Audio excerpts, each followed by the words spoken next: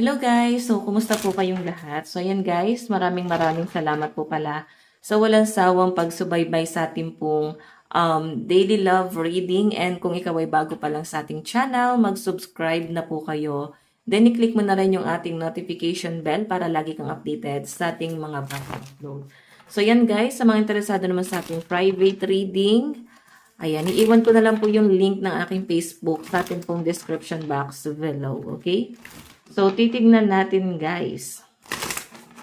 Okay, titignan natin. Kanina ba itong love reading? So, ayan, guys. Malapit na yung full moon, okay? So, gagawa tayo ng ritual sa full moon. Ayan. So, i-cleanse ko naman din yung energy nyo. Actually, araw-araw ko naman kayo kini-cleanse. So, comment lang kayo dyan, guys, sa mga gustong i-cleanse. So, pag na-heart ko, ibig sabihin na-cleanse ko yan, no? Pag na-heart ko yung comment, ibig sabihin na-cleanse ko kayo.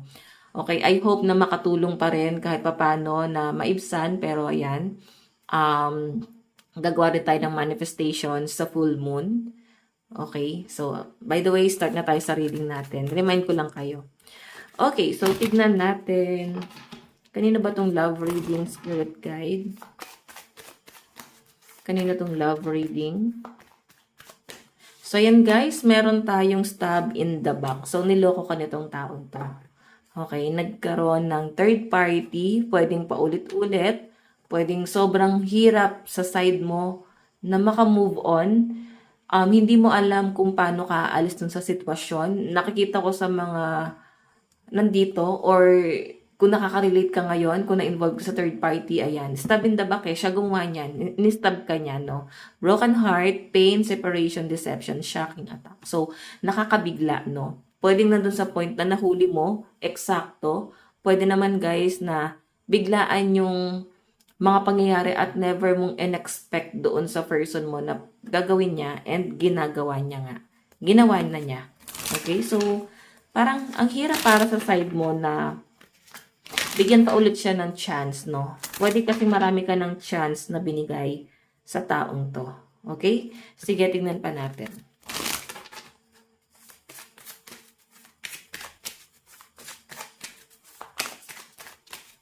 Tingnan natin. Kanina tong love reading. Camera. O, di ba? Naiisip ka ngayon ng person mo. Titingnan natin bakit kanya naiisip. Ayan, no? Reminiscing, keep safe perception, learn from the past, make memories. Gusto niyang bumalik. Okay? Gusto niya ulit nang gumawa ng bagong memories with you. So, pwedeng may mga nangyari. I think pinili niya yung third party. Oo. Iniwan ka niya at pinili niya yon.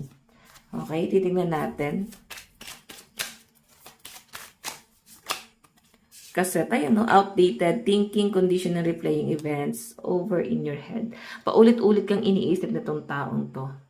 Okay, ayan, may girl talk. So, I think, no, kung sumama na to sa third party, meron na namang nai-issue dito sa kanila. And nagtatalo talaga sila. Hindi na sila, guys, nagkakasundo netong taong to. Okay? So, kaya naiisip ka ng person mo kasi parang hindi ka nagger, no? And itong pinili niya, guys, grabe. Oo, mahadera. Nagsisisi talaga siya bakit ito yung pinili niya and gusto niyang bumalik sa inyo. Iniisip niya lang guys kung paano siya babalik, no? Kasi itong person mo, ayan, no, meron siyang ibang kinakausap. Isa yun sa mga pinagtatalunan nila. Or pwedeng ikaw yung nakakausap niya. Pwedeng ikaw yung pinag-aawayan nila. Oh my God. Diba? Ikaw yung pinag-aawayan nila dito. Na may ibang involved kasi na pinagtatalunan nila. Okay, sige, tingnan natin. Kanina tong love reading, spirit guide. Kanina po itong love reading. Meron, diba, not today. Hindi sila, guys, nagkakasundo. Hindi sila nakakapag-usap ng maayos. Nagiging passionate ulit sa yung person mo. Okay? So, ibig sabihin, marami siyang nare-realize. Maraming pangit doon sa pinili niya, sa sinamahan niya, na malayong-malayo sa'yo. So, alam nyo guys, pag niloko tayo ng person natin, o kayo na lang, sige, sabihin nyo ako na naman, no? Pag niloko kayo ng person nyo, lagi nyo tatandaan na mas masakit pag babae yan ng loko. Ibig sabihin, final na. Nanawa na yan. Okay? So, pag babae kasi guys, paulit-ulit niya yung iniisip kung worth it pa ba, kung taon na lumipas, magtsatsaga yan.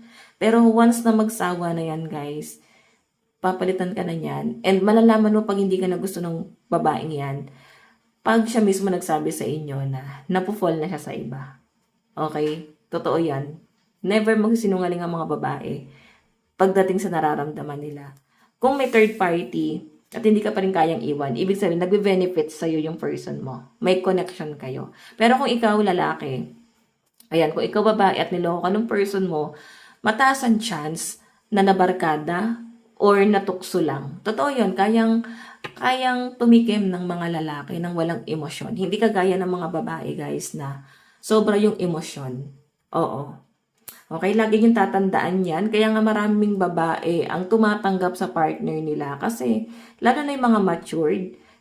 Kasi totoo lang, guys. Passion lang ng mga lalaki yun. Oo. So, kung sinamahan niya to, nagpakatanga tong taong to kasi napikot to, no? And nare-realize niya ngayon, bakit siya nagpapikot dito sa taong to? Kaya nga naiisip ka ng person mo ngayon. Tignan natin, ayan no? Hindi sila guys nag-uusap ng maayos, laging sigawan, sobrang gulo, sobrang hindi na talaga sila guys nagkakasundo, no? Titignan pa natin. Okay.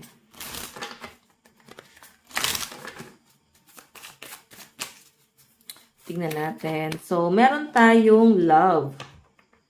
Oh, ayan. Unconditional love, self-love, honest passion, affection, and attraction. So, yung pinapakita sa akin dito, guys, gusto niyang, bumalik. Nararamdaman niya kasi na mahal mo pa siya. And, babawi talaga siya. The Grim Reaper, oh. Yun nga lang, sa'yo, sa side mo, parang, yes, andun yung love, pero hindi ibig sabihin nung tatanggapin kita ulit, no? Parang ganon. Kasi, the relationship is over, no second chance. Pwedeng maraming beses mo na itong binigyan ng chance and maraming beses ka nang napagod. Okay? So, ang gusto mo na lang dito guys, parang ayusin niya na lang yung sarili niya, baguhin niya na lang yung sarili niya. Parang, wag nang ganyan. Hindi lang naman siguro guys, third party yung naging issue nyo. Pwedeng nakita mo na parang wala siyang plano. Nakita mo na parang, hindi siya matured sa relationship. Okay? Tignan natin. Kanino tong love reading? So, meron tayong separation. Ayun, hiwalay na nga kayo, guys. Coffin. Ending, bring new beginnings, growth, change, liberation, transition. So, binigyan lang talaga ng, hinayaan ni universe na sumama yung person mo sa third party para ma-leksyonan. Oo. Para may matutunan yung person mo. Ito na yung lesson niya ngayon. Kaya gusto niyang bumalik. Kasi natuto na siya. Okay, hindi lang guys tayo sa eskwelahan nag-aaral. Pati sa buhay, no? So, minsan sa pagsubok ng buhay, doon tayo matututo. Kasi hanggat hindi mo nararanasan, wala ka namang matututunan eh. Wala kang magiging, parang words of wisdom ngayon na na-share mo sa mga friends mo. Kung hindi mo na-experience mismo. Okay? So, ayan. Separation. Sobrang nami-miss ka nito. Sadness, missing you, thinking about you. Puro ganun guys, no? Ito pag-overthink na to eh. Ito yung naalala ka. O, ito. Nami-miss ka naman. Diba? So, titignan pa natin. Okay, kanina tong love reading. Meron tayong hammer. Sabotage, rebuilding, interrogation, repetitive, persistent, working on it. What else? Spirit guide. Meron tayong love call. Oh my God, guys, I told you. May tatawag.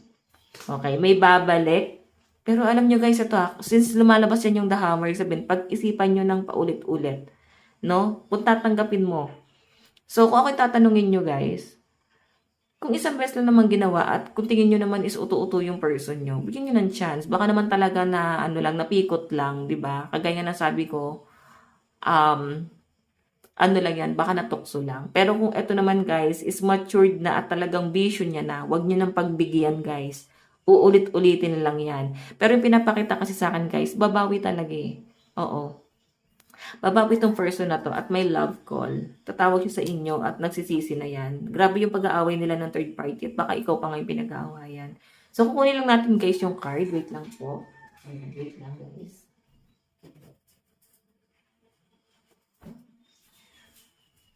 Okay. So, titignan natin yung energy ni person. Ano yung nararamdaman niya sa'yo ngayon?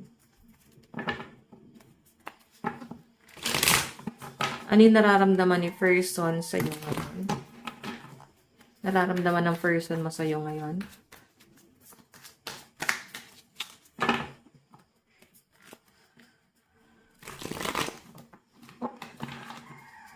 Okay. Ano yung nararamdaman niya sa'yo ngayon? Person na nasa isip mo ngayon? Okay, option. 'Di ba? Nagsisi siya eh. Parang sinasabi niya rito, guys. Ito na sa channel ko ha. Parang sinasabi niya dito, bakit naguluhan pa siya nung kayo? Bakit sa halip na sinolusyonan niya, bakit siya napagod? Bakit hinanap niya yung kalinga sa iba? Bakit ang ginawa niya solusyon is maghanap ng third party? Ganon. So, mahal ka niya pala eh. Mahal ka talaga niya nung umalis siya sa inyo. Kahit na nung nagkaroon na ng third party, mahal ka pa rin ito. So, I think talagang itong person na to, naging wise din siya that time. Or talagang napaikot, no? Parang masasabi mo nga parang ginayuma. Okay? Kung makikita nyo, parang sinasabi niya dyan na, ba't ang gulo-gulo niya mag-isip noon? Bakit ang dami niya pang hinahanap? Eh, ang kaisa-isang hinahanap lang pala talaga niya is ikaw, no? Ba't ang dami-dami niya pang, ano dito, oh, ginagawa, no? So, magulo talaga siya mag-isip that time. So, water sign energy, Cancer, Pisces, Scorpio. Tignan pa natin. Ano yung plano? Plano agad. Ano yung tingin sa'yo ng person mo ngayon? Meron tayong Wheel of Fortune and Ace of Pentacles. So, guys, yung nakikita sa'yo ng person mo is naka-move on ka na, nagre-recover ka na, and sobrang proud siya sa'yo sa kung ano man yung nararating mo sa buhay mo, no? And kinaya mo, no? Kung may mga anak kayo, guys, inisip na tong taong to, napaka-strong mo at kinaya mo. Nakaalis ka dun sa sitwasyon. Okay? Ganun kanya nakikita. Titignan pa natin. Parang nahihiya talaga siya. Ang laki ng hiya nito sa inyo. Okay, tingnan natin.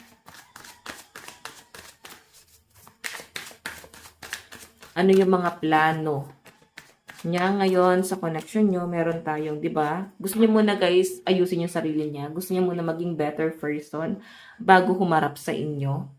Okay? And sa malinaw na pinapakita kasi sa akin dito guys, ayaw niyang humarap sa inyo ng wala man lang siya napapatunayan. Oo, kasi parang nahihiya talaga siya, guys. Ayan. Sige, titignan pa natin. Ano naman yung outcome? Okay, ano yung outcome? Ay, nako. Tignan natin. Outcome. So, kung makikita nyo, guys, no? Magsusumikap muna yan sa buhay niya.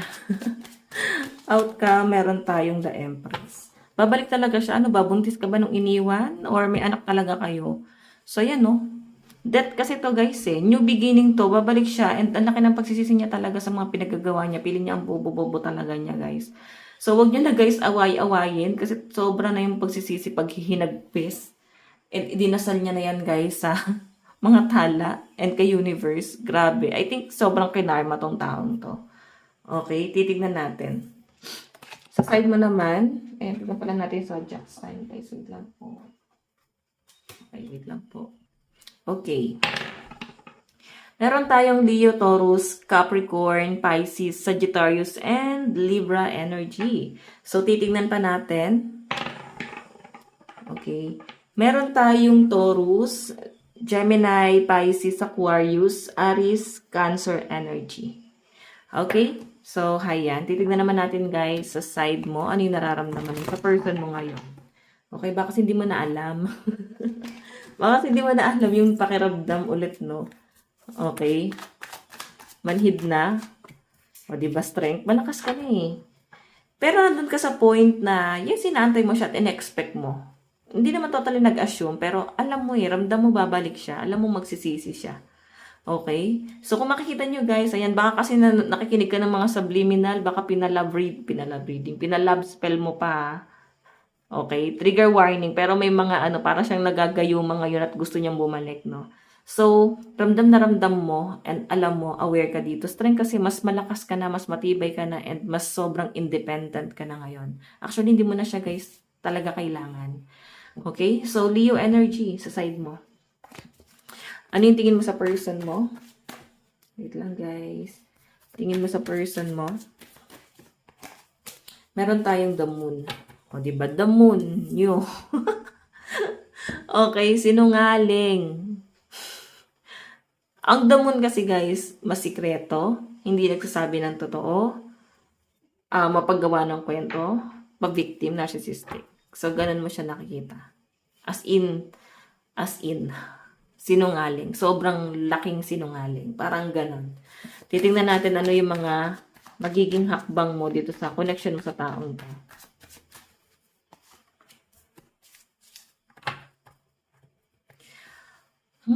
Queen of Cups.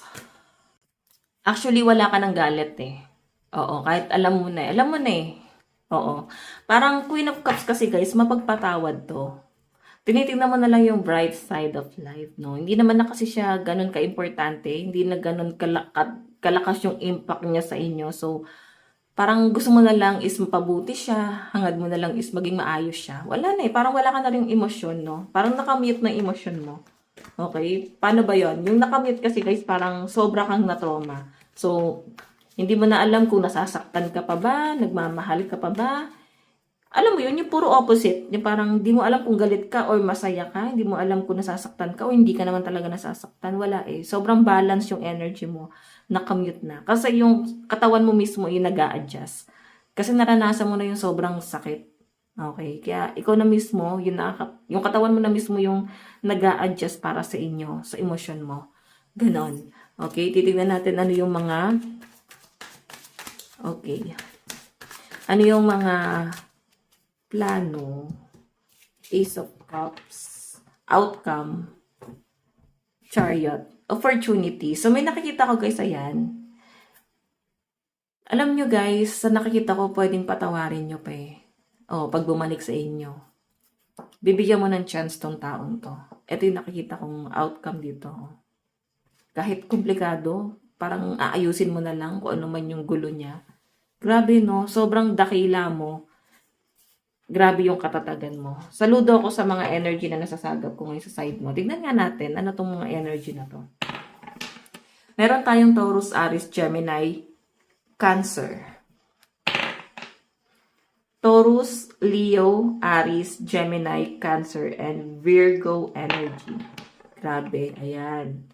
Kahit maging ano kayo ha, maging martyr talaga. So, Virgo, Scorpio, Libra, Aquarius, Cancer, Gemini, and Pisces energy. So, papay guys ng tatlong card. Future, saan napapunta? The Emperor, the Chariot, and Queen of Cups. So guys, yung pinapakita sa akin dito, yung pinapakita sa akin dyan, Emperor siya eh, babalik siya sa inyo na parang siga pa rin, no? Kasi ayun yung maramdaman mo na mahina na siya, mahina pa rin siya. Parang mataas ka na eh. So, ayaw niyang isipin mo na baka i-take advantage ka or lokohin ka na naman. Eh, ikaw kasi mabait ka talaga eh. So, huwag ka papakontrol sa taong to kasi yun ang nakikita kong energy. Okay? Love advice. Love advice. Okay? Stay optimistic about your love life, finances and career, and give your relationship a chance. Nasa inyo yan, guys. Nakikita ko mahal niyo pa naman yung isa't isa, guys. So, hayan. Ito lang, guys, ang inyong daily love reading. Bukas po ulit. God bless and love you all. Bye-bye.